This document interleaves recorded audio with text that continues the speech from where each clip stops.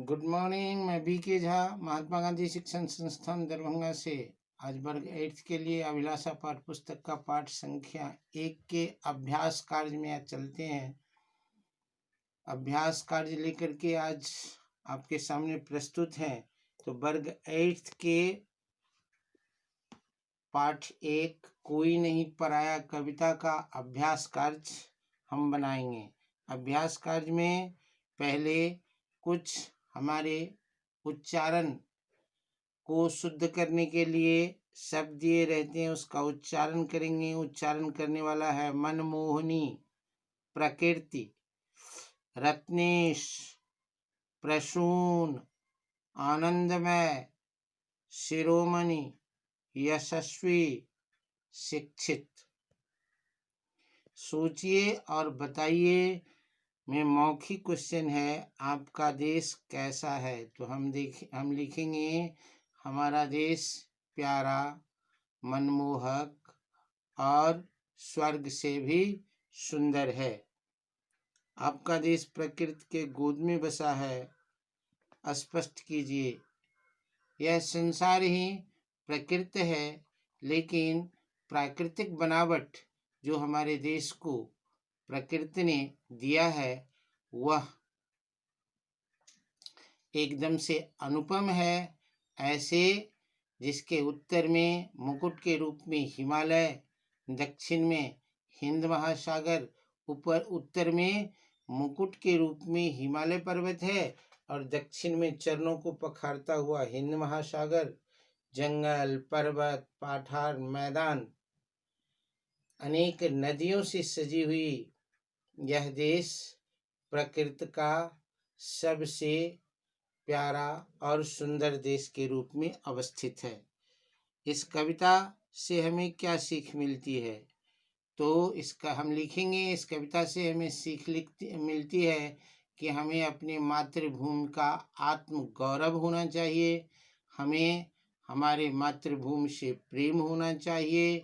हम अपने मातृभूमि के लिए जिएं और मातृभूमि का हमारे मन में आदर हो, सम्मान हो और उससे प्यार करें। और आप अपने देश की विशेषता के बारे में क्या कहेंगे? तो हम लिखेंगे, हम अपने देश के विशेषता के बारे में कहेंगे कि यह देश एक ऐसा प्राकृतिक छटाओं से सुसज्जित सुंदर देश है जिसमें अनेक तरह के धन संपदाओं से भरी पड़ी हमारी यह धरती सुंदर है। दुनिया में यशस्वी है। दुनिया में सभ्यता के पाठ पढ़ाने के लिए सर्वप्रथम यह जगह और संसार को प्रेरणा दिया। यह यशस्वी है, प्रतिष्ठित है और विश्व गुरु के रूप में अवस्थित है, ऐसा कहेंगे।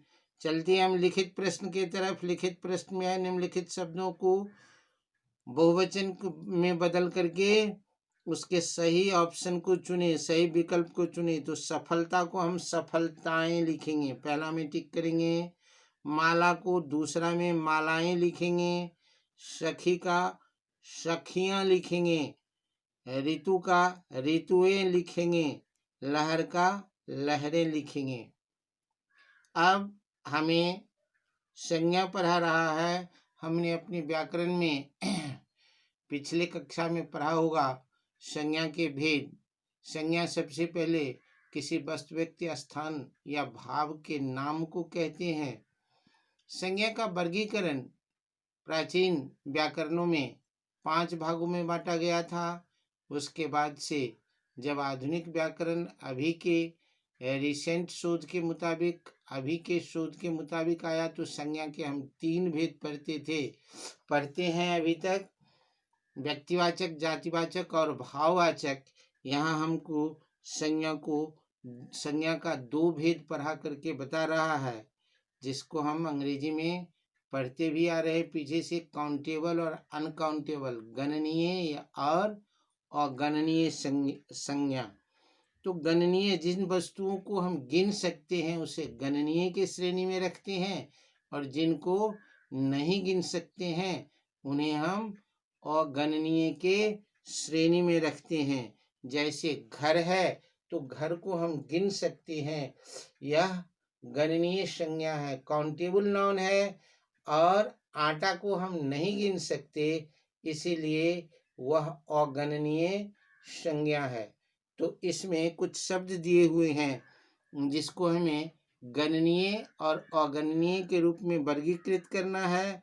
तो घर को हम गणनीय, आटा को अगणनीय, चावल को अगणनीय, दूध को अगणनीय, पानी को अगणनीय, मेज को गणनीय, पुस्तक को गणनीय, कुर्सी को गणनीय, तेल को अगणनीय और बच्चे को गणनीय संज्ञा में लिखेंगे। यहाँ पर गणनीय और अगणनीय संज्ञा का कॉलम दिया हुआ है, उसमें हम इन शब्दों को छांट करके उनके कॉलम में लिख देंगे।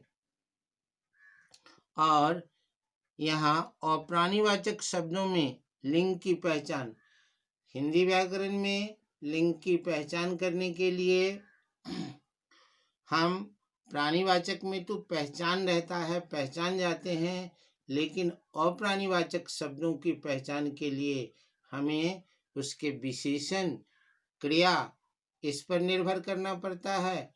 हम आगे पढ़ेंगे कि यह प्रत्यांत, जिस प्रत्यय से यह अंत होता है शब्द, उस प्रत्यय से वह प्रत्यय किस लिंग में आता है, इस आधार पर, प्रत्यय के आधार पर भी हम लिंग के पहचान करेंगे।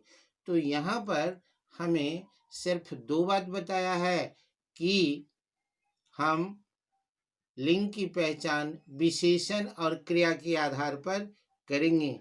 जैसे शहर और कुर्सी बता दिया गया है, तो यहाँ पर शहर का वाक्य बना हुआ है, छोटा शहर है, तो छोटा है तो पुल्लिंग होगा। और कुर्सी टूट गई तो ये स्त्रीलिंग हो जाएगा। तो एक विशेषण है और दूसरा गई क्रिया है, तो इस आधार पर हम शब्दों का लिंग निर्धारण करते हैं। तो यहाँ पर कुछ शब्द दिए हुए हैं जिसका स्त्रीलिंग और पुल्लिंग में निर्धारण करना है, तो हम उसे निर्धारित कर लेंगे। भारत को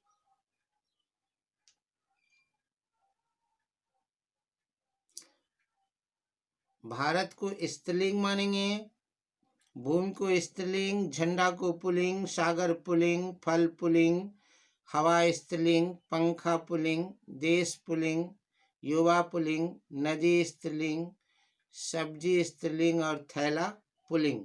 ऐसा करके हम इसको बना लेंगे। अब हमें कविता के पंक्तियों को पूरा करने के लिए कहा जाता है, तो इस कविता में हम जाएंगे और देखेंगे कि यह पंक्ति कहाँ है। उस पंक्तियों से यह खाली स्थान को भर लेंगे और उसके बाद इसमें कुछ गद्यांश पद्यांश दे करके ऑप्शनल वैकल्पिक क्वेश्चन पूछे जाते हैं। तो वही पद्यांश दिए हुए हैं, मनमोहनी प्रकृति सब अंग में सजे हैं, वह देश कौन सा है। तो इससे प्रश्न है, हिमालय किसका मुकुट है, तो हम लिखेंगे देश का मुकुट है। और नदियां किसकी धारा बहा रही है, तो हम लिखेंगे अमृत की धारा बहा रही है। तो अब हम आपको अगले वीडियो में इसके सब्जेक्टिव आंसर को बताएंगे। तब तक के लिए आप अपने इस अभ्यास को रिवीजन के तौर पर, अगर कहीं आपको दुविधा होगा तो उस दुविधा को मिटा करके अपने उस उत्तर पुस्तिका को सही करेंगे और उसका चिंतन मनन पठन करके याद करेंगे। धन्यवाद।